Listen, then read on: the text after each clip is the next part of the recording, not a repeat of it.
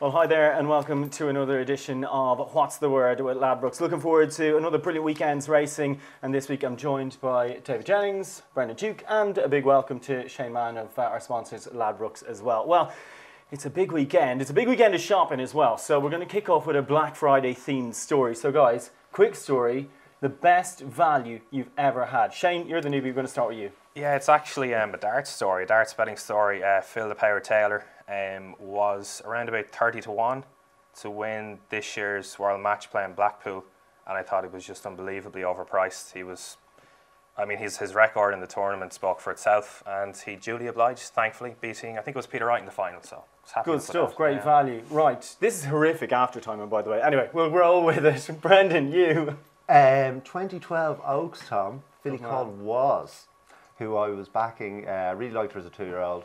And then myself and an erstwhile colleague of mine were ramping away at her, how she could be this price, and she was 100 on the exchange, and then we backed her 100 on the exchange, 95 on the exchange. I think we stopped backing her at 80. She averaged out at about 85 because it was a non-runner. So we had her about 85. Then there's been a wholesale punt on her. She's gone off about 25 on the machine. So there's the value. Cool. And then the aftertime is she won under an inspired Seamus Heffernan. The Fugue should have won a minute. And then the best part of it all was the last thing we said to one another before we were back was she mightn't be the best filly today, but she'll definitely be the best filly long term. Never won another race. Yeah, it didn't matter though. Didn't matter. David? Mine's slightly embarrassing, really. It was in my first job. I think I was 22 or 23, and it was a 2009 Supreme Novice Hurdle at Cheltenham. I had saved up all my money to pay for accommodation, pay for tickets, pay for flights, and I think I went to Cheltenham with like 100 quid for the week, so I needed to get a good start. And I remember having £10 each way on Summersby in the 2009 Supreme Novice Hurdle, and he was out with the washing, never seen, and then he absolutely flew up the hill and finished third, and he paid like 16 to 1 for a place, so that set me up for the week. So it's actually not even a winner that I'm picking. It was actually a third. Okay, that's okay, because that sounds less gloaty than the other two. Yeah. So, you're the moral winner here too. I barely had shoes to go to the races. I really needed him to finish third. Right, let's move on to the racing. We start off with the Betfair Chase. We're going to start with the market, because I think there's going to be a bit of an argument about this. So, Shane, the market for the Betfair Chase. So the betting, just 6 of them to line up. Bristol, the Mine, very short, 11 to 10. Your Jolly, Q Card 2 to 1. Outlander 11 to 2. T for 2, 9 to 1. Traffic Fluid 20 to 1. And Shantou Flyer 66 to 1, the rag of the field. I've overheard you don't think this market's right. No, it's completely wrong. Yeah, completely wrong. Just to put Bristol the Mine in perspective, first of all, very quickly, he's ran 4 times in Grade 1s. He won the Scilly Isles first time out as a novice.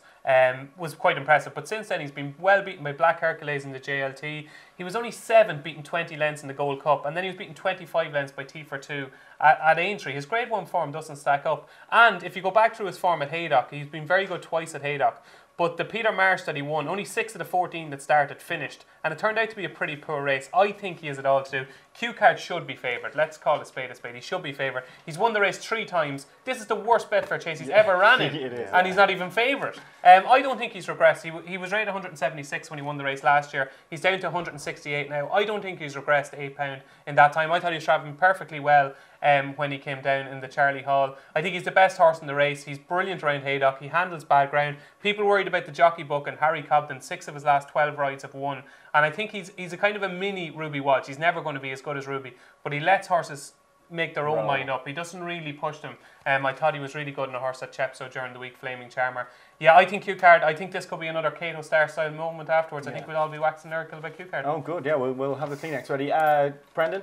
Well, mostly I agree with David, certainly about Harry Cobden. That young fella's the future. It's like watching Ruby or Noel Feely. He doesn't move. He's making miracles happen. So I definitely think that the market has been made by Bristol. I thought Outlander was a bit of a big price, though, at around 11 to 2. 11 to 2. There is a theory, of course, that like Guinness, he doesn't travel well, Tom. But I think it's a relatively small sample size. He wasn't beaten all that far in the Neptune.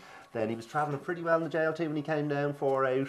And he was terrible in the Gold Cup last year. But he's in form. I mean, he is in form. I don't think you can be sure about that. And his form last year, the Lexus, in the context of this race, as David says, it doesn't look a strong race.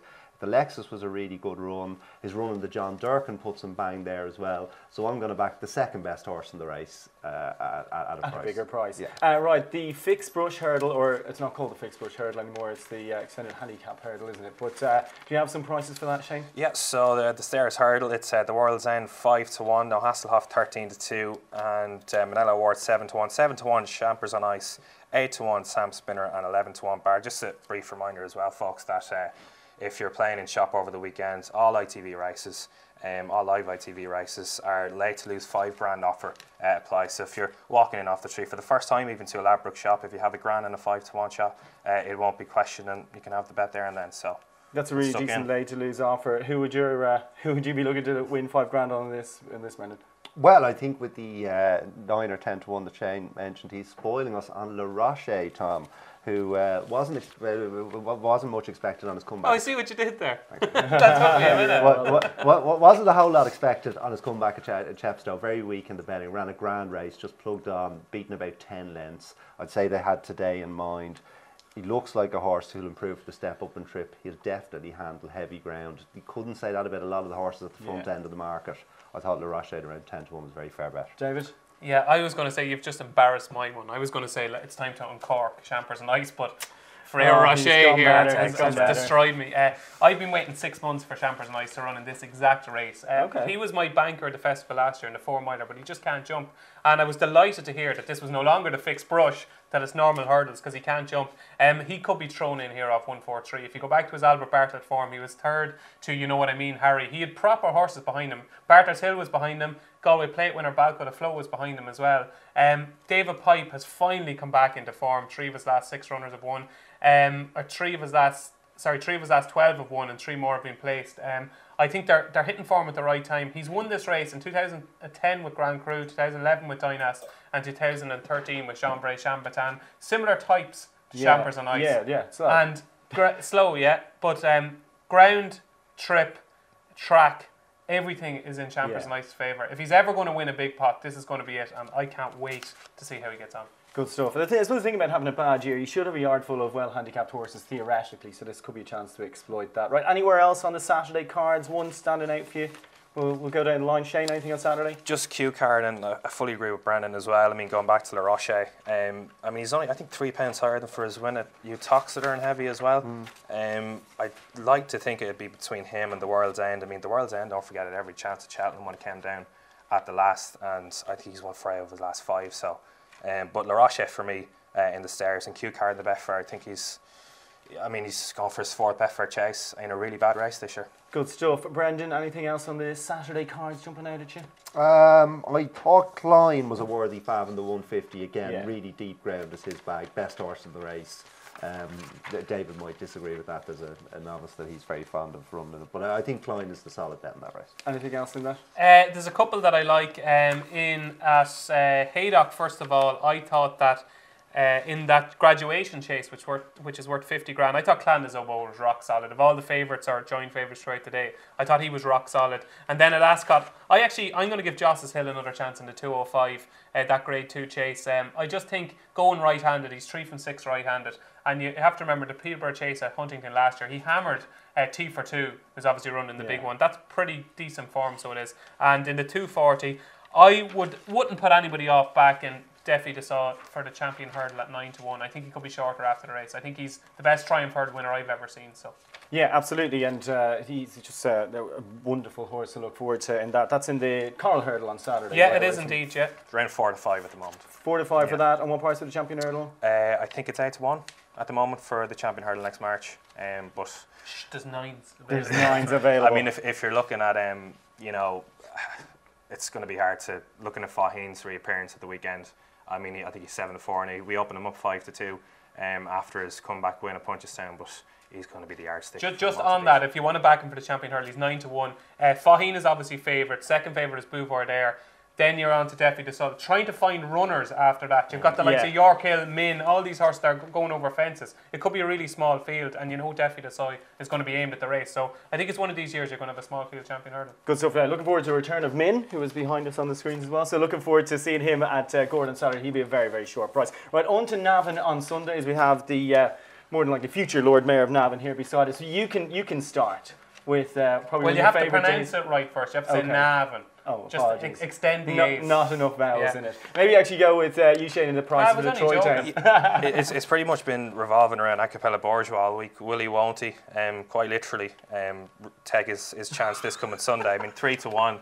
About, yeah, unintended pun there, by the way. But anyway, 3-1 a cappella bourgeois, 8-1 General Principle. He's going to be my pick for the race. Mallet Beach, 9-1, 10-1 Hurricane Darwin, and it's 14's Bar. Given what we saw with Total Recall and what Willie Mullins did with him, are you in the Acapella Bourgeois as a sort of certainty looking back to what he did last year at Navan, or is he? Well, he's either a certainty or he'll be pulled up. There's no in between with this horse. He's a headbanger.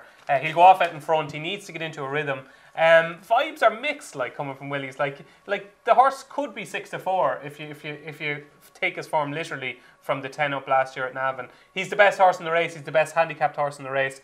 He's probably not the best value in the race though, because there's a lot of ifs and buts. Very short. He is very short, yeah.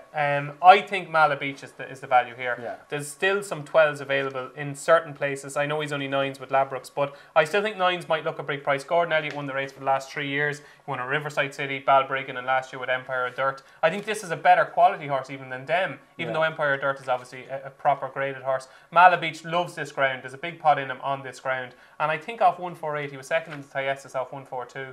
I think he's scope for improvement off that. So Mallet Beach for me. Yeah, I catch him run last time as well. Brendan, your thoughts on the Troy Town? I would certainly be against the favourite. I'm not even sure 149 is a good mark, because he was 143 going into that 10 up, and he was 155 after it, but that was complete fantasy land. The race is a complete write-off. There is the Willie factor, I understand that, but I was struggling to find well handicapped horses in the race until I came across a beast by the name of Last Goodbye. Oh yeah. Who you may remember finishing 5th in a Red Hot Cheltenham Festival handicap last year, Tom, off 140. And what's he on here? He's on 136, and 5th doesn't tell the story. He's badly interfered with about 3 from home. He could have won the race. He certainly would have been a lot closer than 5th. Goes well fresh, handles heavy ground, and he's 20-1 with our friends from Ladbrokes. Uber generous price, IMO. That's a lot of boxes ticked. A lot of boxes ticked. Sam Crow as well on Sunday. He's probably going to be about 3s on in the race itself. What price for Cheltenham? For Cheltenham, 5-1 for the Ballymore. Andy Post. I mean, I think is it Grade 2 or Grade 3 company this weekend? The monks of Grade 2. It's going to be very, very. I think that race is due to cut up as well. There'll only be 6 or 7 runners in the lineup. He's probably going to go off around about 1-3, 4-11 territory, I'd imagine. Do you think he'll be shortening? First of all, will he win? Do you think he will win? And do you think he's going to? Is this the horse we're going to be talking about in March as like our Death Duty or Irish Banker or whatever? He's better than that. I think he's the best horse Gordon Elliott has ever had. I interviewed It's a Brian. big statement. Yeah, no, I think he is. I think he'll turn out to be better than Don Cossack. I do. I think he's got everything. He's got more speed than Don Cossack. So I think earlier in his career we'll see him better than Don Cossack was. Whether he win a Gold Cup, sure, nobody knows. But the one thing I interviewed Brian Cooper for the big read next Sunday week, and I asked him, of all the horses that you have to get off, which is the one that you're most disgusted by, thinking he'd say like Apple's Jade, who he's won on a good few times, horse that he had a good association with. I didn't think he'd pick a horse that he's never rode in public, but he picked Sam Crow. He just said this horse is the real deal, and I just hope he keeps on winning. I think that price for the Ballymore is probably a little bit of value. Brendan, what do you reckon? Sam Crow, you lapsed them on Sunday, do you? Well, I would agree with basically everything David said, because he's a very impressive physical specimen for anyone who's going racing as well. He's a joy to behold in the ring. But also, the horse he beat by 15 lengths on his hurdle, David, mind's eye, went and won a good novice the next week. Yes, I mean, everything stacks up. This looks a complete tool, this horse. Good stuff, right? Anything else on the Sunday card jumping out at you, Shane? No, not for me. Sam Crow looks a banker. I mean, whatever multiples you're having on the Sunday, throw him in. He looks a sure thing. Good stuff, Brendan. Nothing else for me, Tom. Yeah. There's no way. There's no way. There's nothing for you in a Navan card. Very Go quickly, on. 135, number 3, Amulino, I think it's pronounced, for Colin Bowe and Mark Walsh. I thought that had a great chance. The forgotten horse in the 205 might prove to be the very disappointing Tycoon Prince. I think you might see a completely different horse over fence as Tycoon Prince. I think he could be the forgotten one because Alboon Photo was in there and Lamar Talan. But they'd be the two for me, but Mallet Beach as well. Good stuff. We're going to give you some best bets of the weekend. Also a reminder, Ladbrokes, of course, best odds guaranteed on multiples between 11 and 1 in shop. So we're going to give a little multiple, best bet of the weekend, and a little multiple as well, okay? So I might kick it off just in case you don't have time. Okay, I'm going to go with Cordovan Brown in the bumper on Sunday at Navan at 3.35. Defi de Soy and Limited Reserve at a big price at Haydock at 1.50. Where did you pull that bumper horse out of? Whoa, His what's it storyline called? Debut. Cordovan Brown. Very impressive on debut at Punchestown, stepping into this company. Right, Shane, from the end. A treble, so it's going to be Defi de Soy to win on Saturday at 4 to 5. I'd like to think that's going to be the banker out of the three. Then, as well as that, on Saturday, Q-Car in the Betfair Chase. And also then on Sunday, I actually fancy General Principle for the Ladbrokes Tri-Town. Good stuff. Brendan. Cheeky lucky 15 for me this week, Tom, because they are nice prices. 150 Haydock Klein, 225 Haydock Le Rocher, 205 Ascot Top Notch, and the 235 Navan, the last goodbye. Some sweat if the first three have gone in. Brilliant. The last goodbye, brilliant. Your thoughts? Hey, how are you allowed 4? I thought we were He's supposed in a to have lucky 3. 15. It's a guaranteed multiple. Okay, So I'll Ladbrokes do- shops between 11 and 1. I'll do a lucky 63 with 6. I'm not really joking. No, my banker is Champers on Ice in the 225 at Haydock. I'll also give Q-Card, they should be favoured in the 3 o'clock at Haydock. Clan de Zobo in the 115 at Haydock, they're all at Haydock. And obviously Mala Beach in the Tri-Town at Navan on Sunday. Great stuff. Happy punting, everybody, for the weekend. We've been What's the Word. Thank you so much for listening and viewing, and we'll see you again next week.